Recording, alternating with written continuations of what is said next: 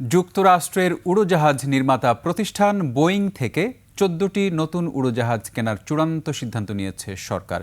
এছাড়া চলতি বছরের ১৬ ডিসেম্বর বা নতুন বছরের শুরুতে হজরত শাহজালাল আন্তর্জাতিক বিমানবন্দরের 3rd টার্মিনাল চালু হবে বলে জানিয়েছেন বেসামরিক বিমান পরিবহন ও পর্যটন প্রতিমন্ত্রী এম রশিদুজ্জামান মিল্লাত। সকালে সচিবালয়ে প্রধানমন্ত্রীর সঙ্গে বৈঠক শেষে এসব তথ্য জানান তিনি। আমাদের এয়ারপোর্টের অবস্থা খুব খারাপ। আপনাদের গত 20 বছরে কোনো কাজ হয়নি ঠিক মতো।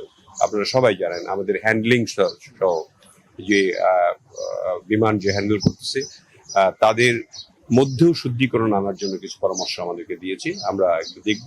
আমাদের মন্ত্রীও ছিলেন, আমরা আলোচনা করেছি এবং আমরা একটা সিদ্ধান্ত গ্রহণ করেছি ইমিডিয়েটলি অ্যাক্ট করার জন্য।